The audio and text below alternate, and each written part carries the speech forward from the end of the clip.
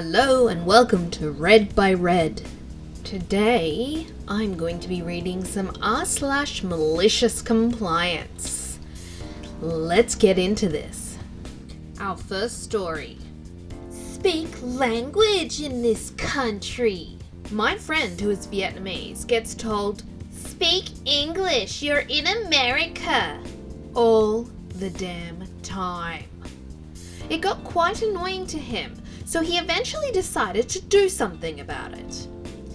He looked up the Native American tribe whose tribe was originally on the land where he lives, went to the tribe's cultural center, told the elderly grandma working there he was tired of being told to speak English in America, and had her teach him how to say white person, outsider, non-native in the language, as well as some other curse words and whatnot.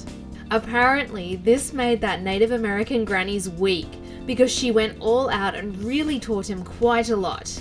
And ever since, anytime some racist tells him to speak English in America, he says, "Well, why don't you speak Native American tribes language? We're in Native American tribes lands. You damn Native American word for white person." The shocked Pikachu face he gets in response never gets old. They completely freeze up for a few seconds before responding in entertaining ways such as gasping for air or pointing their fingers angrily or just turning and walking away. Lol. Eventually, the word spread among my group of friends, and quite a few of them, who as immigrants or even just people who speak a second language, occasionally get told this. They are always chomping at the bit to get their chance to use this response. Every time some of them finally does, they immediately announce it to everyone they know, lol. And it really never gets old. Now's a great time to like this video, and we'll get on with story number 2. Pull me out of the shower stark naked to belittle me? Okay, but it's got to be in front of everyone.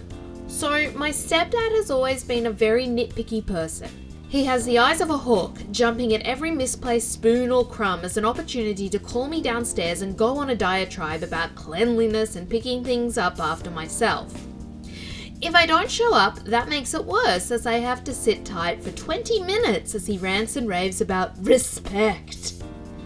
My brother relishes the opportunity to witness stepdad chewing me out, happily conveying the court summons upstairs with a big smirk on his face. I wanted to teach both of them a lesson about being petty and waited for my chance. One day we had guests over that were staying pretty late. After eating dinner, I went up to quickly shower so I could enjoy the evening activities without having to take up the bathroom later. I must have left a spoon or plate sitting outside its place because, as per usual, my stepdad asked for me to come down. My brother jumps at the opportunity to watch me suffer, shooting upstairs and hauling me out of the shower cold and dripping, rubbing in my face that I have to come down. So I complied. Sopping wet and with soap suds sliding down my bare body, I made my way downstairs in ripping nudity. My stepdad and brother were there, their smug expressions wiped off their faces as I went on full display in front of everyone. I told them I was hassled down there and that it was urgent, asking what was the matter. My stepdad stammered that I had left a spoon on the table, as the guests stared at him and me in utter shock. They didn't stay much longer. After that embarrassment, my stepdad and brother magically stopped harassing me. I guess they learnt to live and let live. I didn't get any more urgent calls from downstairs. That takes a lot of guts to pull that off. Yep, I can't say I would deal with that in the same way. Are you ready for the next story? Okay, here it is. Recycling bin has to be unusable? Okay. The city I live in provides you with one recycling bin for free. If you want an extra one, it's $10. If it breaks for any reason, they replace it for free. When I moved into my house, the old owners left the recycling bin. Both handles were broken, which made it near impossible to carry, so I took it to the dump to exchange it. When I got there, I was told it was still usable, so they won't replace it, but I could buy a new one for $10. After a bit of polite arguing, I asked if there were any restrictions on how the bin breaks to have it replaced. They said no, if it breaks for any reason at all and is unusable, they would replace it. So I placed it on the floor and stomped on it a few times until it was in pieces. Then I picked them up and put them in the counter and said, "Excuse me, my recycling bin broke and I'd like a replacement, please." They had no issues giving me a replacement. And our last story for today: when shipping costs more than the item itself. In 2019, my wife and I welcomed our first child into the world, and as a baby shower gift, my father, who lives on the other side of the country, wanted to buy us a crib. Obviously, the easiest way to do this was order from Amazon, so that's what he did. Total came out to something like $650 plus free shipping. Now, my wife and I were the ones to select which crib we wanted, and my father had no issue with the price. My dad orders it from his account, shipped to my address. So the crib shows up, they drop it at the base of our driveway, and we have about 15 steps up to our front door. That box is heavy, probably handy of 500 pounds. And it's just me and my pregnant wife, so me. But we get it in and we spend the day building it and go on with our lives. But ads do what ads do. My phone was bombarded with ads for cribs, including the one my father just bought us less than 2 weeks ago, and surprise, surprise, it's gone on sale for $430. So I contact Amazon, let them know what's going on, and ask if they have a 30-day price guarantee. I figured there was no reason to tell my dad he could have saved $220 if he wasn't able to get the money back. Now, because it was over $200, they couldn't just do a refund, but said that we could return the crib and order a new one. Unfortunately, we've already built the crib and can't return it.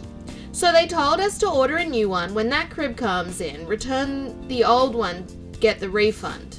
I made sure to ask about return shipping, and they said that it would be covered as the item had free shipping.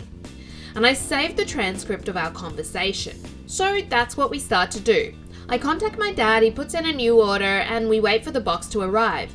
Similar situation, heavy box left at the edge of my driveway, but this time the weather was pretty crappy and the box got ruined. I took photos of it sitting at the curb and then moved it inside.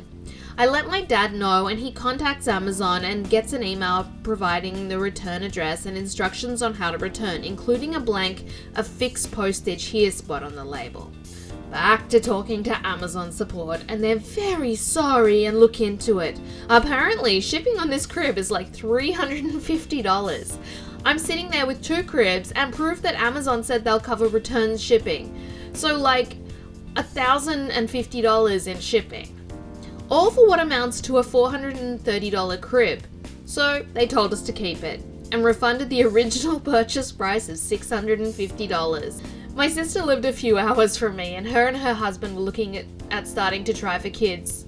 So she got herself a crib as a baby shower gift from my dad too. I guess these policies are that way for some unknown reason, and you know, what are you going to do but maliciously comply in this situation? Those were some great r/malicious compliance stories. Read by me, Red. If you liked them, please like the video. It's that thumbs up button, you know, looks like a thumbs up, just click that. Yeah, that's it. That's how you do it. Good job. And also, while you're there, click the subscribe button. Yeah, it's the one that says subscribe. And there's a little bell next to that, and hit that too, and make sure you get all the notifications. Thanks so much for watching today, guys. Bye!